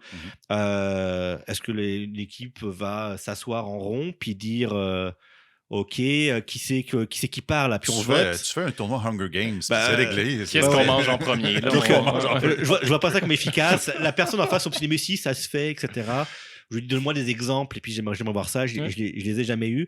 Donc moi je pense que c'est important d'arriver justement à avoir du bon leadership et que quand les gens vont justement avoir confiance dans un leader qui prendra les décisions justement difficiles, je pense que les gens n'ont pas besoin de moins de management, mais ont besoin d'un meilleur management. Et j'ai pas encore vu suffisamment d'exemples pour penser que l'autogestion, c'est pas tout le monde qui a envie de se poser ces questions-là. C'est pas tout le monde ça prend des compétences, ça prend certaines de l'expérience. Et je pense qu'on demande à des gens d'avoir des discussions ou de prendre des décisions sur des choses pour lesquelles ils risquent plus de prendre des mauvaises décisions pour eux-mêmes qu'autre chose. Donc d'où l'importance, je pense, encore une fois, d'identifier quelqu'un qui va être reconnu comme cette personne-là est pertinente pour faire ces choix-là. On lui fait confiance pour prendre les choix, bien sûr, dans l'intérêt de l'organisation, de l'équipe et des gens. Et donc de se tourner vers un manager. Ça, c'est clairement ma recommandation pour aujourd'hui. Je suis curieux de savoir comment fonctionne aujourd'hui Morningstar. C'est une entreprise qui est citée régulièrement, comme il n'y a pas de manager, ça n'existe pas. Donc, l'auto-organisation totale.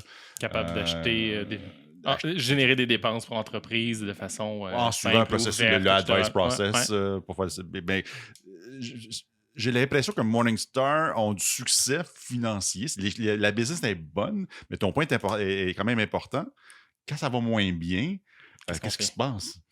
Il y a toujours des exemples où le manager, je me rappelle plus, mais le ramener, puis l'équipe entre eux, il y en a qui ont décidé de prendre un petit peu plus de vacances pour permettre aux autres de garder le même salaire ou prendre une cote de salaire pour garder l'autre, etc. Puis ça fonctionne bien, mais quand ça descend encore plus bas, là, il va falloir en couper 3 dans l'équipe. Là. Est-ce qu'on met la pression justement sur les bonnes personnes? C'est la question que je lancerai, mais après, encore une fois, on n'est pas dans un monde binaire. Il n'y a pas ça marche ou ça marche pas.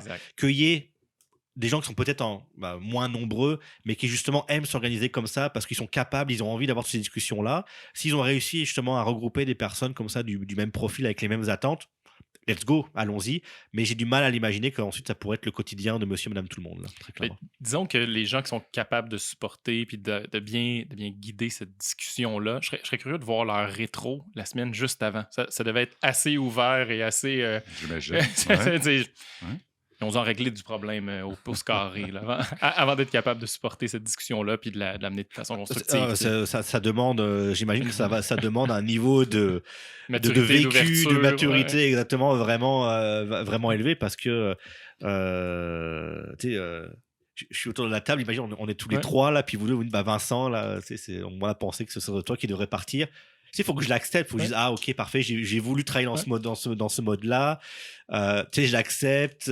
Pourquoi vous êtes parlé avant? Pourquoi vous savez déjà que on peut imaginer 1 million de raisons pour dire que ça va partir vraiment de travers. Un dot voting, c'est réglé.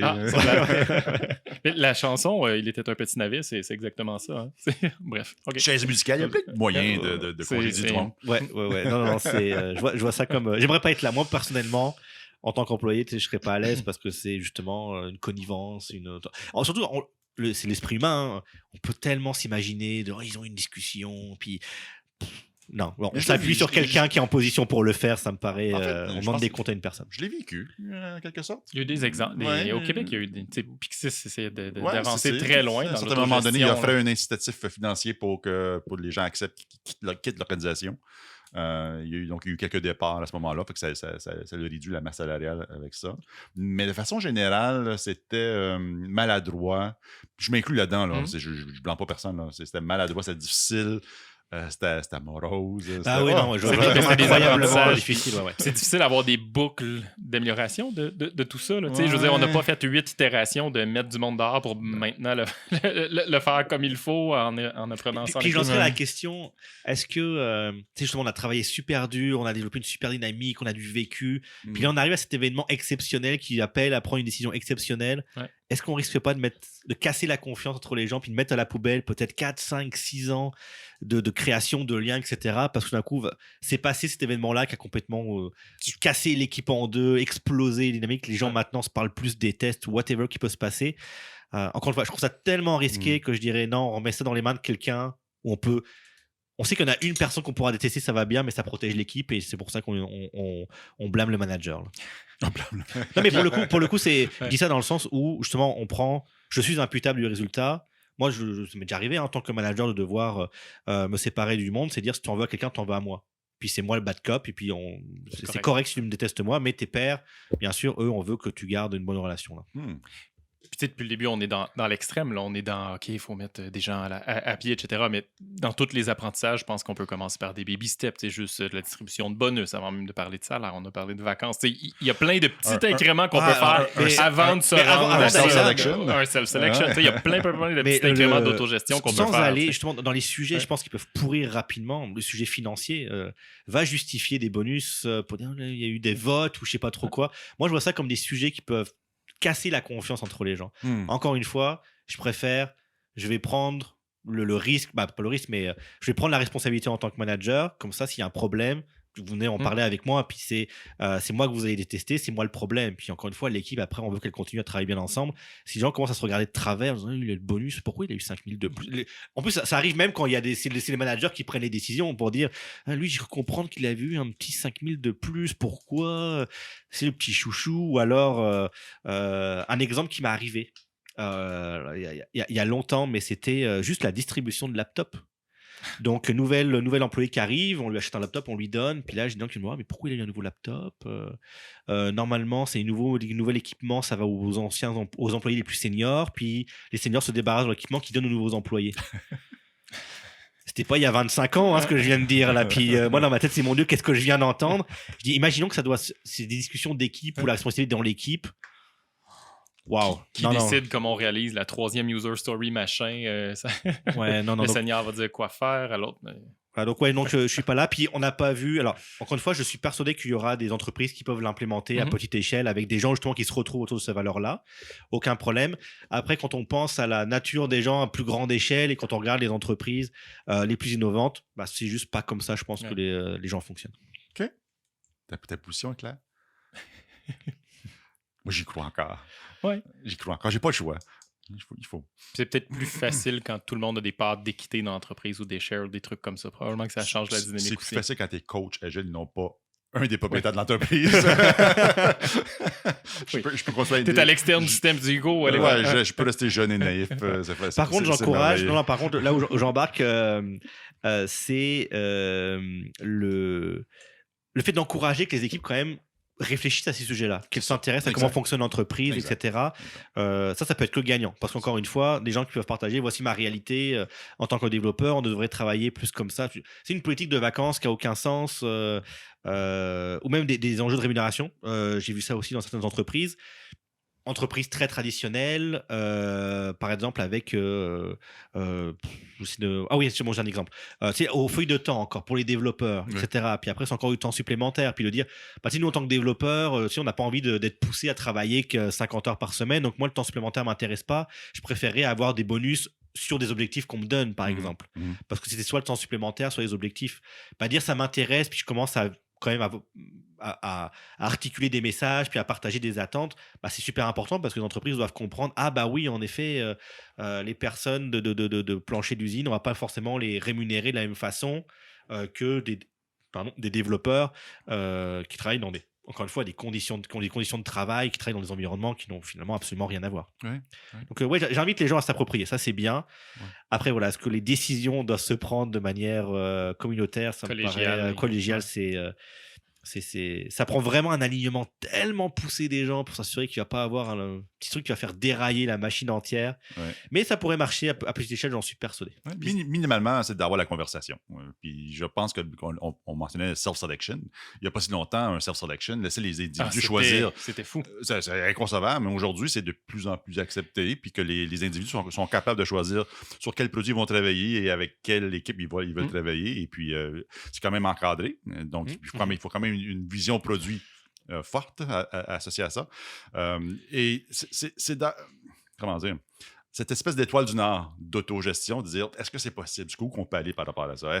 On repousse la limite un petit peu repousse en la limite un discutant petit peu, de puis- l'extrême. Puis peut-être qu'on va jamais se rendre jusqu'au bout. Peut-être que oui, je sais pas. But not in my lifetime, I don't think. Je ne pense pas. J'ai Mais pas, j'y crois. j'ai pas d'exemple en tête où on peut se dire, je pense que cette approche-là a vraiment pu permettre de générer de l'innovation de manière vraiment durable ou à grande échelle. Donc, ouais. Par contre, ce qu'on voit souvent, c'est pas. Le but, c'est pas d'avoir pas de management, mais du bon management. Je pense que la première étape, c'est vraiment ça qui est manquant aujourd'hui dans les entreprises. Ça va être des managers qui vont bien comprendre c'est quoi la réalité, mine de rien, à tous les niveaux de management, je parle. C'est quoi les réalités, justement, de l'innovation, en particulier dans le numérique, le dématérialisé, etc. Comprendre, justement, les thématiques agiles, etc. Avoir, justement, à tous les niveaux de l'organisation, des gens qui vont comprendre, en effet, c'est important d'expérimenter, de tester, d'itérer, d'incrémenter, et pas que ce soit juste des messages qui sont un peu cantonnés, aux équipes entourées de leur coach et Scrum Master, là, très clairement. Ouais. Ils sont vraiment des servant leaders. Là. Ouais, absolument. Allons ailleurs complètement. Il faut parler quand même un petit peu de Homeric. Oui, avec grand plaisir. De casser? D'habitude, c'est toi qui le dis. Je te l'ai volé. Qu'est-ce que c'est ça? Ouais. Donc, Homeric, c'est la compagnie que j'ai fondée, qu'on a fondée avec mes partenaires, Alban Grimaud et Romain Thierry, l'année dernière. Okay. Et donc, on travaille à bâtir une plateforme puis des algorithmes qui utilisent l'intelligence artificielle pour essayer de faciliter justement le travail des équipes produits. Et quand je parle d'équipes produits, donc c'est des équipes pluridisciplinaires au sens large. Donc, il y a vraiment un mélange de gestion de produits, aussi comment on peut aider avec le design et le développement, de façon à ce que les équipes puissent comprendre justement qu'est-ce qu'elles font qui est super agile ou qui est très orienté culture produit, ou qu'est-ce qu'elles ne font pas. Okay. Et surtout, on se concentre sur vraiment les activités. C'est-à-dire que nous, on n'est pas... Il n'y a pas de... Ça, c'est un sujet, alors je ne veux pas redémarrer une discussion pour encore 2 heures, mais il y a beaucoup trop de focus sur les processus et des recettes toutes faites à appliquer. Alors, on pourrait encore redémarrer sur Safe, mais il n'y a aucun processus gagnant. Si on savait que faire du Scrum de telle façon, ou faire du Kanban de telle façon, faire du Scrumban, du XP, si vraiment c'était ça qui faisait la différence, on aurait déjà trouvé c'est lequel le meilleur processus et tout le monde travaillerait de la même façon. Donc, ce qui compte, c'est plus à l'intérieur du processus, justement, quelles sont les activités et les comportements qu'on a. Donc, on essaie vraiment de mesurer ça. Et ensuite, en fonction de ce qu'on mesure, donc ça, vous le faites bien, continuez comme ça vous le faites moins. Voici maintenant des pistes et des recommandations qu'on fait. Donc, on a un algo justement qui va faire une boucle de rétroaction auprès des équipes, de façon à leur dire, voici des activités, des choses que vous pouvez commencer à faire. C'est mesuré comment? J'essaie d'imaginer comment c'est. Est-ce que les gens sont branchés dans le coup ou je sais pas? Comment ça fonctionne? Exactement. Faut juste acheter la puce que tu implantes. Exactement. Mais non, Elon travaille là-dessus. Là. Donc, on se connecte sur les outils type Jira, GitHub, etc. Okay. Puis on essaye d'interpréter justement les données qu'on extrait de ce système-là pour comprendre les activités qui ont eu lieu, les activités qui n'ont pas eu lieu. Donc, je vais prendre un exemple super concret qui est proche de mon cœur, la question de la prédictabilité. Donc, super facile, tu sais, on va regarder Jira, quand une équipe fait des sprints, est-ce qu'elle livre justement 80% de ce qu'elle a dit qu'elle allait faire, ou elle en livre 30%? Et si on voit justement comment la prédictabilité est faible, on va pouvoir faire des boucles de rétroaction pour dire c'est important, voici pourquoi c'est important, puis voici des choses très concrètes que vous pouvez appliquer. Par exemple, on a vu qu'il y a plein de user stories qui sont même pas estimées dans votre sprint backlog. Faites en sorte qu'il n'y a rien de non estimé qui rentre dans votre prochain sprint. Prenez justement 1 heure supplémentaire pour vous asseoir. Faites peut-être un manque de grooming par exemple. Pour votre prochain 2 semaines, on vous propose justement de prendre 1 heure supplémentaire. Puis voici comment faire des estimations à haut niveau rapidement qui vont vous aider justement peut-être à mieux comprendre. Ça, c'est l'engin qui va recommander ça. Oui, exactement. Donc, on a des petites cartes qu'on distribue via Slack, etc. pour dire, dans votre prochain soit vous organisez, soit dans votre prochain rencontre d'équipe, pensez justement à aller estimer le top du backlog parce qu'il y a du retard. On estime que justement, il n'y a pas assez d'estimations qui ont été faites. Autre chose qu'on fait justement, c'est le côté empirique de Scrum, qui est aussi quelque chose qui est malheureusement ignoré beaucoup trop souvent. Puis il y a un biais, hein, c'est le cerveau, il veut pas faire ça, c'est de dire d'accepter le fait qu'on n'est pas parfait. Donc, imaginons que sur mes 5 dernières sprints, ma vélocité moyenne était, pour une équipe qui utilise des story points, de 25. Mais à chaque fois, on a voulu en faire 50. Puis il s'est toujours passé quelque chose qui a fait qu'on a eu 25. OK. Quand on arrive au prochain sprint, si on est empirique, on va dire sur les 3-4 derniers sprints, on a eu 25, on va se commettre à 25 parce qu'il se passe toujours quelque chose qui fait qu'on n'y arrive pas. Mais le cerveau humain va dire non, mais il s'est passé ça dans le dernier sprint qui explique qu'on a fait 25 au lieu de 50. Là, j'ai 8 points qui sont presque finis. Ouais, c'est presque fini. On pourrait au moins monter à 32. Et la pensée magique, je pense. Hein? Et puis l'événement qui a eu lieu, il n'y a pas de raison qu'il se reproduise alors qu'il peut se passer 1 milliard d'autres choses. Puis Bidule est en vacances, là, il est revenu, c'est correct. Et donc ils vont continuer à mettre 50. Et bien sûr, ils refont encore 25. Et donc justement, on essaye de faire prendre conscience. Regarde, on a fait le calcul empirique pour vous. Le guide Scrum justement vous encourage justement à être empirique, donc vraiment prenez un commitment de prochain sprint de 30 points, mais continuez pas à faire du 50 parce que ensuite ça va vous permettre justement, au lieu d'être en échec continu où à chaque sprint tout le monde est déçu parce qu'il y a que la moitié ou le quart et puis tout le monde est énervé, maintenant au contraire le fait que vous allez pouvoir tenir votre parole, ça va commencer à changer la dynamique. L'équipe déjà, ok cool, on a quand même réussi à faire ce qu'on voulait, puis les gens qui regardent autour, c'est l'équipe fine de rien, c'est peut-être pas rapide, mais au moins déjà elle fait ce qu'on fait, parce que bien sûr développer des climats de confiance c'est essentiel, et la confiance justement c'est la prédictabilité. Si je te prête mon stylo, c'est parce que je te fais confiance, je peux prédire que tu vas me le rendre. C'est tous des excellents points. Moi, j'essaie de voir l'engin, on est rendu où? Est-ce que l'engin va recommander tout ce que tu dis présentement? Parce que là, j'ai dit, je vais perdre ma job. C'est fini. Non, au contraire, c'est cool, je le veux. Je peux se connecter Oiseau DevOps dessus. Très, très important. On n'est absolument pas anti-Scrum Master ou anti-coach, genre on fait un robot qui va les remplacer. Au contraire, on est plus là pour augmenter. Ces gens-là, en faisant le heavy lifting, d'être capable d'analyser beaucoup de données pour dire voici plein de choses que peut-être tu ne vois pas à tous les jours de ce qui se passe dans l'équipe ou de ce qui ne se passe pas et qui vont pouvoir justement ensuite t'aider à retourner voir l'équipe et dire hey guys, mine de rien, c'est vrai ça fait plusieurs fois qu'on ne respecte pas le côté empirique de Scrum. Qu'est-ce qu'on fait justement pour essayer de l'appliquer plus, parce qu'on voit bien que si on l'était, on aurait mieux prédit justement ce qu'on arrive à faire sprint après sprint. Puis pour retourner vraiment sur l'outil que nous on fournit, donc on a 12 caractéristiques qu'on suit dans les équipes. La prédictabilité justement c'est un de ces 12 traits. Et donc on regarde le côté continu aussi, du côté vraiment agile puis delivery. Donc est-ce que justement on regarde, est-ce que l'expérience utilisateur elle est mise à jour une fois aux 3 mois pour arriver à générer des nouveaux apprentissages, ou il y a quand même des mises à jour une fois par semaine, etc., pour se dire, c'est peut-être petit ce qu'on met en prod, mais ça va commencer à générer du feedback ou à provoquer des choses qui vont nous aider justement à adopter. Donc, on regarde l'aspect continu.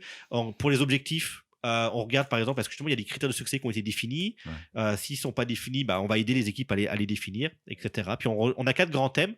Les profils d'équipe. Puis ça rejoint mes 3 grands points, tu sais, quand tu disais c'est quoi les grands triggers qu'on a. Donc la structure d'équipe, l'équilibre des compétences, la taille de l'équipe, etc. On a beaucoup de choses qu'on fait. Les objectifs, les critères de succès. Le Product Discovery, c'est-à-dire est-ce qu'il y a une démarche expérimentale, est-ce que vous interagissez avec vos clients une fois aux 6 mois ou une fois par semaine. Et ensuite le côté Delivery où justement il y a prédictabilité, continuité puis qualité. Donc aussi pareil, côté qualité, est-ce que le backlog est en train de mourir sous le nombre de bugs, ou au contraire il n'y en a jamais, ce qui est tout aussi inquiétant. Est-ce que quand il y a des merges dans les branches de production, il y a des rejects ou des declines qui arrivent un peu trop souvent. Donc voilà, nous on mesure tout ça, puis on essaie de donner un portrait à l'équipe pour les aider justement à déclencher des discussions d'amélioration. Et puis le petit assistant virtuel qu'on crée justement essaye de faciliter puis d'animer cette discussion-là au quotidien. Ils ont développé une trombone qui s'appelle Clippy. Qui offre des conseils. Mais c'est très cool. Clippy c'est intéressant parce que genre, on en a un avatar. Vous avez embauché Clippy. Il était dû travailler. Les droits doivent être chers d'aller chercher Clippy. On a un avatar qui s'appelle Ulysse parce que tout ce qu'on fait est inspiré beaucoup de la mythologie grecque, qui a un bot Slack. Puis justement on peut lui parler, c'est un bot de Q&A. On lui a coder dans son engin conversationnel tout le guide Scrum. Donc, justement, on se dit, si une équipe est pas sûre de mine de rien, qu'est-ce que le guide Scrum dit, pose ta question, notre bot est capable de te répondre, ce genre de choses-là. Puis Clippy, c'est juste quelque chose qui est peut-être visionnaire, mais beaucoup trop en avance sur son temps. La technologie n'était pas là.